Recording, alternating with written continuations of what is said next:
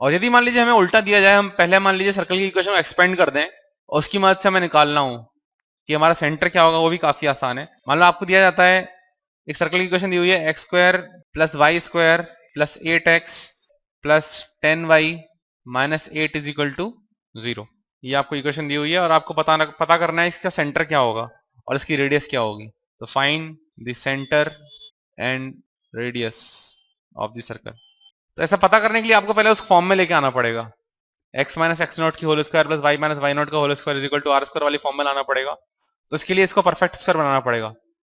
एक तो x वाला जो टर्म होगा एक होगा y वाला, कि यदि मैं मान लीजिए मुझे पता है मैं एक तो टर्म बनाना चाहता हूँ x माइनस एक्स नॉट का होल स्क्वायर, ठीक है, तो उसमें क्या आएगा, एक्स स्क्वायर आना चाहिए प्लस 8x आना चाहिए, राइट।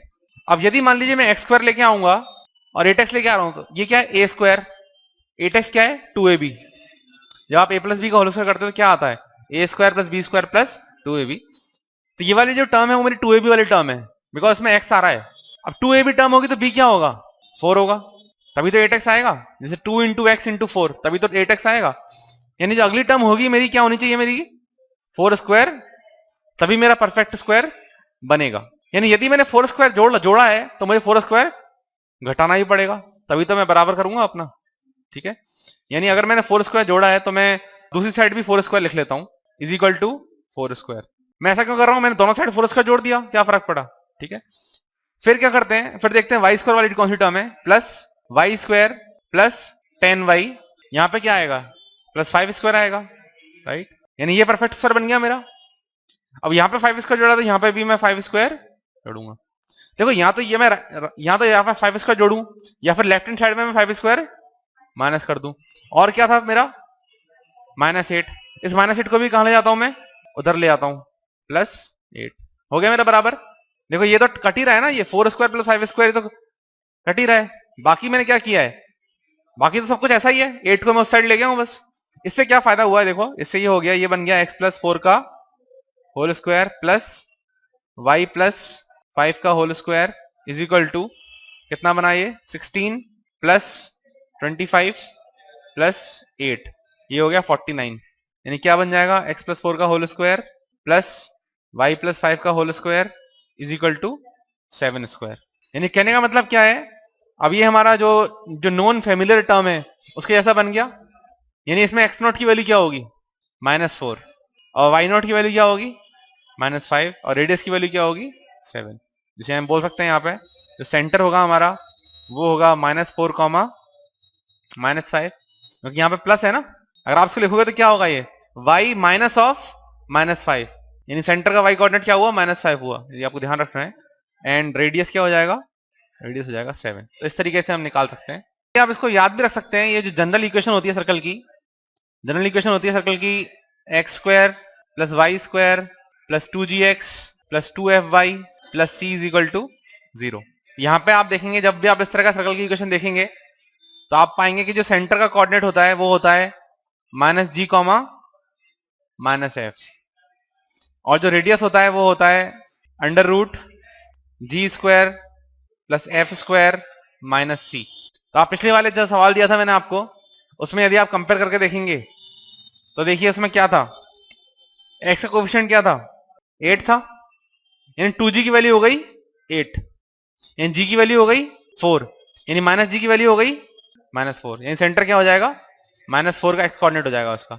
ऐसे ही y का कोएफिशिएंट क्या था, 10 था, यानी 2f की वैल्यू क्या हो गई 10, f की वैल्यू क्या हो गई 5, -f की वैल्यू क्या हो गई, यानी इस तरह हमारा सेंटर आ गया -4 -5। और आप ये निकाल के देख लीजिए भले ही, r की वैल्यू क्या आएगी, 4 स्क्वायर प्लस 5 स्क्वायर, c की वैल्यू क्या थी आपकी, -8 थी, c की वैल्यू -8 थी, तो माइनस माइनस क्या हो जाएगा प्लस, यानी 4 स्क्वायर प्लस 5 स्क्वायर प्लस 8 क्या आ गया 49, √49 क्या आ जाएगा 7। हालांकि ये आप बुक में दिया नहीं हुआ है, बट आप इसको याद रख सकते हैं बिकॉज ये बहुत कॉमन है, ये जनरल इक्वेशन होती है सर्कल की। यानी एक इक्वेशन तो हमने वो देखी थी जब हमें सेंटर पता हो और रेडियस पता हो, ये उसकी जनरल इक्वेशन है। तो हालांकि ऐसे सवालों को भी आप उसमें होल स्क्वायर बना के कर सकते हो, बट अगर आपको फास्ट आंसर निकालना है तो आप इस तरीके से भी जा सकते हो। सबसे सिंपल जो इक्वेशन होती है सर्कल की कोऑर्डिनेट ज्योमेट्री के हिसाब से वो होती है यदि हम सेंटर मान लें ओरिजिन पे। ठीक है, यदि हम सेंटर मान लेंगे ओरिजिन पे, circle with centre at origin यानी 0,0, ऐसा सर्कल कैसा होगा आप देख सकते हैं। यदि मान लीजिए मैंने ऐसा कोई सर्कल बना दिया जिसका सेंटर ओरिजिन है, ठीक है, यानी 0,0, तो उस केस में आप देख पाएंगे कि इक्वेशन हो जाएगी सर्कल की x माइनस एक्स नॉट का whole square plus y minus Y naught का whole square is equal to R square. मान लीजिए इसकी रेडियस है r, तो उस केस में ये इक्वेशन हो जाएगी x माइनस 0 का होल स्क्वायर यानी X square plus y minus 0 का whole square Y square is equal to R square. तो ये हमारी स्टैंडर्ड इक्वेशन है सर्कल की, जो कि जिसका सेंटर ऑरिजिन पे है, X square plus Y square is equal to R square. तो आप समझ सकते हैं ये वाला पॉइंट कौन सा होगा, 0,r। ये क्या कौन सा होगा, माइनस r, 0। ये कौन सा होगा, 0, माइनस r। ये होगा r, 0। ठीक है, तो ये सिमेट्रिकल होगा सब कुछ, एक्सिस के अबाउट सिमेट्रिकल होगा, तो इसलिए थोड़ा खास बन जाता है ये कर्व। तो कई सवालों में ये डायरेक्टली काफी काम आता है, आपको याद रखना चाहिए डायग्राम ऐसे बनता है इसका। मान लीजिए किसी और तरीके से आपको सर्कल निकालने को बोला जाए, डायरेक्टली आपको सेंटर ना दिया जाए और आपको रेडियस ना दी जाए, तो और भी कैसे निकाल सकते हैं, एक एग्जांपल के थ्रू देखते हैं। Find the equation of a circle which passes through the points 2, -2 and 3, 4। ये सर्कल जो है इन दो पॉइंट से होकर गुजरता है, and whose centre lies on the line x plus Y is equal to 2। ठीक है, यानी एक सर्कल है जो कि हमें पता है कि यार इन दोनों पॉइंट से होकर गुजरता है। तो मान लीजिए कोई सर्कल ऐसा होगा जिसपे ये दो पॉइंट आते हैं, मान लीजिए एक पॉइंट P है 2, -2, एक पॉइंट कुछ Q है 3, 4। हालांकि मैं बस आपको समझाने के लिए डायग्राम बना रहा हूँ, ये कोई असलियत में सही डायग्राम नहीं है। और जो इसका सेंटर है इसका, वो एक लाइन से होकर गुजरता है, और लाइन की इक्वेशन दी हुई है आपको x plus Y is equal to 2। तो ये यहाँ पर डायग्राम बनेगा आपको समझने के लिए, रफली डायग्राम जो बनाया मैंने। दो पॉइंट दिए हुए हैं P और Q एक सर्कल पे, जो उसकी इक्वेशन को सेटिस्फाई करेंगे, और एक C जो उसका सेंटर है वो इस लाइन पे आता है। तो यदि मैं यहाँ पे सबसे पहले जो हमारे मन में आता है, जैसे मान लेते हैं कि इसको ये मान लिया हमने x नॉट, वाई नॉट, तो सर्कल की इक्वेशन क्या हो जाएगी, और मान लेते हैं रेडियस हमारी r है, तो सर्कल की इक्वेशन हो जाएगी let the circle be x minus X naught का whole square plus y minus Y naught का whole square is equal to R square. अब चूंकि ये P और Q उस पे सर्कल पे आते हैं, यानी इसको सेटिस्फाई करेंगे, यानी अगर P सेटिस्फाई करेगा तो क्या होगा, x की जगह डाल दूंगा 2, y की जगह डाल दूंगा -2, यानी पहली इक्वेशन बन जाएगी मेरे पास 2 माइनस एक्स नॉट का whole square plus -2 minus Y naught का whole square is equal to R square. दूसरी इक्वेशन बन जाएगी मेरे पास 3 माइनस एक्स नॉट का whole square plus 4 minus Y naught का whole square is equal to R square. कितने वेरिएबल है टोटल, 3 वेरिएबल है, एक्स नॉट, वाई नॉट और आर। और इक्वेशन कितनी है, 2। एक इक्वेशन और चाहिए, कैसे मिलेगी equation, X not Y not किस पे आता है, लाइन पे भी तो आता है, यानी क्या होगा X not plus Y not is equal to 2। ये कितनी इक्वेशन हो गई, first equation, second equation, third equation. 3 equation 3 variable solve करने पड़ेंगे आपको, इससे आपको सवाल का आंसर आ जाएगा। पर ये जो मेथड है थोड़ा लंबा है, क्योंकि आपको 3 इक्वेशन सॉल्व करना इतना आसान नहीं पड़ता, 2 इक्वेशन तो फिर भी हो जाती है आसानी से। ठीक है, तो मैं इसको कैसे करता, मतलब ये एक सही मेथड है, कोई दिक्कत नहीं है, बुक में भी ये दिया हुआ है मेथड, बट हम चाह रहे हैं कि हमें कम से कम वेरिएबल रखे जाएं। ये एक बहुत इंपॉर्टेंट रहता है कोऑर्डिनेट ज्योमेट्री में, कि आप जितने ज्यादा वेरिएबल बढ़ाओगे तो आप अपना नुकसान कर रहे हो, आप अपनी इक्वेशन बढ़ा रहे हो एक्चुअली सॉल्व करने के लिए। तो कम से कम वेरिएबल से कैसे काम ले सकते हैं वो मैं आप डिस्कस करूंगा इसके बाद सॉल्यूशन, तो इसको आप कर लीजिएगा। ठीक है, तो मैं यहाँ पे टू बी कंटिन्यूड लिख लेता हूँ, तो आप खुद कर सकते हैं इसको, मैं इसको नहीं करा रहा हूँ। सो बढ़िया हो जाएगा इस तरीके से। तो ऐसे अप्रोच करता हूँ, मान लीजिए मैं लेता हूँ ये सर्कल मैंने फिर से बना दिया, और एक सेंटर ले लिया और एक लाइन बना दी इससे होते गुजरती हुई, एक पॉइंट P है लेट से 2, -2, और एक पॉइंट Q है 3, 4, और मुझे पता है P और Q इस लाइन पे नहीं आते क्योंकि इसके कोऑर्डिनेट सेटिस्फाई नहीं कर रहे हैं, तो क्योंकि मैं डाल के देख सकता हूँ P और Q के कोऑर्डिनेट डालने पे कभी x plus Y equal to 2 नहीं हो रहा है, यानी वो लाइन पे नहीं आएंगे। लाइन पे आते तो क्या होता, अगर मान लो P और Q, मान लो P लाइन पे आता तो हम क्या करते, हमें बेसिकली हमें बहुत आसान हो जाता ना, हमारे लिए आसान होता ही नहीं होता, वो अलग बात है, चलो वो छोड़ो, अभी ये नहीं आ रहा है यहाँ पे। तो मैं क्या करता, मेरे को कम से कम वेरिएबल रखने हैं, तो मैं एक्स नॉट वाई नॉट रखने की बजाय मैं एक वेरिएबल से काम चला सकता हूँ। मैं मान लेता हूँ सेंटर के कोऑर्डिनेट्स हैं, इस कोऑर्डिनेट्स को मान लेता हूँ लेट से मैं कुछ एक्स कोऑर्डिनेट को बोलता हूं ए। अगर एक्स कोऑर्डिनेट ए होगा तो वाई कोऑर्डिनेट क्या होगा, 2 माइनस ए, बिकॉज ये इसको सेटिस्फाई करेगा, है कि नहीं। जो ए होगा प्लस वाई कोऑर्डिनेट होगा इक्वल टू 2 होगा, यानी वाई कोऑर्डिनेट क्या होगा, 2 माइनस ए, यानी सेंटर के कोऑर्डिनेट्स आएंगे ए कॉमा, इससे फायदा क्या हुआ, वेरिएबल कितना है अभी, एक, एक्स नॉट वाई नॉट की जगह केवल एक वेरिएबल हुआ ए, ठीक है। और अब मुझे पता है कि इस सेंटर की जो सेंटर से जो डिस्टेंस होगी पी की, वही डिस्टेंस होगी सेंटर से क्यू की, क्योंकि दोनों क्या है, रेडियस है। तो मैं जानता हूं कि, तो सी मैंने मान लिया a comma 2 minus A, and I know, ये ऑल्टरनेट सॉल्यूशन है, एंड आई नो कि cp is equal to cq। अगर cp is equal to cq है तो cp square is equal to cq square होगा, और cp स्क्वायर क्या होगा, डिस्टेंस फॉर्मूला से a माइनस 2 का होल स्क्वायर प्लस ये हो जाएगा 2 माइनस ए माइनस प्लस 2, यानी 4 माइनस ए हो जाएगा, ठीक है, 4 माइनस ए हो जाएगा ये का होल स्क्वायर बराबर सी क्यू क्या होगा, a माइनस 3 का होल स्क्वायर प्लस 2 माइनस ए माइनस 4, यानी माइनस ए माइनस 2 का होल स्क्वायर, ठीक है। ये क्या बन जाएगा, ये बेसिकली बन जाएगा, आप देखिए ये बन जाएगा a माइनस 4 का स्क्वायर, और ये बन जाएगा a प्लस 2 का स्क्वायर, है ना। ये 4 माइनस ए और a माइनस 4 एक ही बात है, एक्स स्क्वायर करूं चाहे माइनस एक्स का होल स्क्वायर करूं एक ही बात है।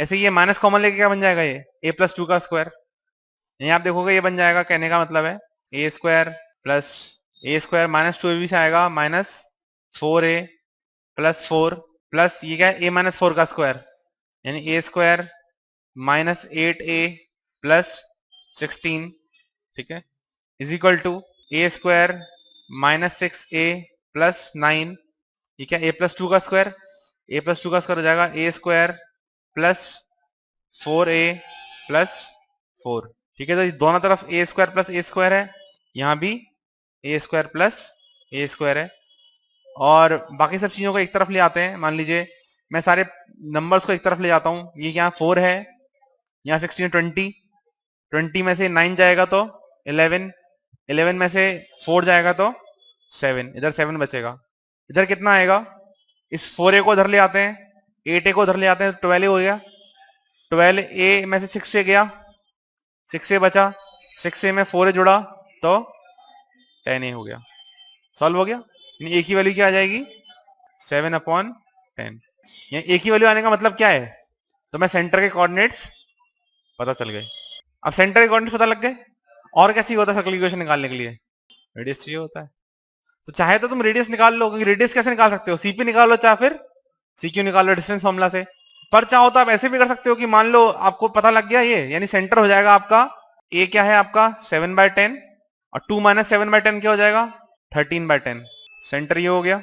और आप चाहो तो आप रेडियस निकाल सकते हो, सीपी निकाल लो चाहे सीक्यू निकाल लो, या फिर आप क्या कर लो, इक्वेशन मान लेते हैं x माइनस 7/10 का whole square plus y minus 13/10 का whole square is equal to R square, उस पर कोई भी पॉइंट सेटिस्फाई करा देते हैं, उससे क्या आ जाएगी, आर की वैल्यू आ जाएगी। तो या तो आप पहले आर निकाल लो, पहले से ही सीपी निकाल लो या सीक्यू निकाल लो, फिर इक्वेशन लिख दो सिंपल तरीके से, या फिर आप मान लो इक्वेशन कि x माइनस ये वाला जो दिया हुआ है पॉइंट 7/10 का whole square plus y minus 13/10 का whole square is equal to R square. अब कितना वेरिएबल है, एक, कैसे सॉल्व कर सकते हो, कोई पॉइंट डाल दो उसमें जो सेटिस्फाई पी और क्यू में से, तो आर की वैल्यू आ जाएगी। तो आप देखेंगे यहाँ पे आर की इक्वेशन, आर की वैल्यू निकालने पे आएगी आपकी, तो एक्चुअली यहाँ पे आप थोड़ा टिपिकल सा आंसर आएगा, आपकी जो आर स्क्वायर की वैल्यू आएगी, आर स्क्वायर की वैल्यू आप निकालेंगे तो आपकी आएगी 12.58 कुछ, तो डेसिमल में आएगा मतलब। तो इस तरह ये सॉल्व हो जाएगा, ठीक है, जिसको आप जनरल इक्वेशन के रूप में छोड़ सकते हैं। एक और एग्जांपल, यदि मैं आपसे पूछूं does the point -2.5, 3.5 lie inside, outside or on the circle x square plus y square is equal to 25। मुझे पता करना है एक सर्कल है x square plus y square equal to 25, ये आप जानते हैं कैसा सर्कल होगा, सेंटर कहाँ होगा इसका, रेडियस क्या होगी इसकी 5 होगी, यानी वो सर्कल कुछ ऐसा बनेगा, वो सर्कल कुछ ऐसा बनेगा सिमेट्रिकल। ये पॉइंट -2.5, 3.5 कहाँ पे आएगा, x कोऑर्डिनेट नेगेटिव है, y कोऑर्डिनेट सेकंड कोऑर्डिनेट में तो आएगा, और मुझे पता करना है क्या ये पॉइंट सर्कल के अंदर आएगा या सर्कल के बाहर आएगा या सर्कल पे आएगा, ठीक है। तो कैसे पता कर सकते हैं ये, मान लेते ये कोई पॉइंट P है -2.5, 3.5, यानी कहने का मतलब ये कोऑर्डिनेट हो जाएगा आपका -5/2, 7/2। मुश्किल है कहना, मतलब जरूरी नहीं है, मतलब हो सकता है बाउंड्री पे इधर उधर का चक्कर हो सकता है, मतलब आप 100% श्योर तो नहीं बोल सकते। कैसे पता करेंगे? सेंटर मान लेते हैं ओरिजिन है। इस सर्कल की रेडियस कितनी है? 5। रेडियस कितनी है? 5। यदि इस पॉइंट पी की सेंटर से दूरी 5 से कम हुई तो क्या होगा? अंदर होगा। यदि ये पॉइंट पी यानी if OP is less than 5 तो क्या होगा? इनसाइड। और यदि ओपी इज इक्वल टू 5 और ओपी ग्रेटर देन 5, तो इस तरीके से हम पता करेंगे कि हमारा कोई पॉइंट सर्कल के अंदर है या सर्कल पे है या सर्कल के बाहर है। ओपी आप निकाल सकते हो डिस्टेंस फॉर्मूला से। तो आप देखेंगे यहाँ पे ओपी क्या आएगा? ओपी आ जाएगा अंडर रूट ऑफ 5/2 का होल स्क्वायर हो जाएगा 25/4, और ये हो जाएगा 49/4, और ये हो जाएगा आपका 74/4, अंडर रूट 74/4। 74/4 कितना होता है? मतलब 25 से तो कम ही होता है, बिकॉज 100/4 आता तब 25 आता, यानी ये आपका जो आंसर है, ठीक है, ओपी की जो वैल्यू है बेसिकली आपकी 5 से कम आएगी। Therefore OP is less than 5, यानी यहाँ ये पॉइंट कैसा होगा? इनसाइड होगा, ये पॉइंट पी अंदर आएगा। कैसे पता लगाया मैंने ये? 5 कब आता? 5 जब आता जब यहाँ पे 100 होता। 100/4 ही तो आता 25, उसी का आंसर तो आता 5, पर यहाँ पे 100 से कम वैल्यू है ऊपर न्यूमरेटर में, यानी आंसर भी क्या होगा? 5 से कम होगा। 5 से कम होगा तो डिस्टेंस कम हो जाएगी और उस केस में पॉइंट इनसाइड हो जाएगा। ठीक है, तो ऐसे सवाल आप करिएगा, आप खुद से प्रैक्टिस करिएगा इनके ऊपर। Thank you.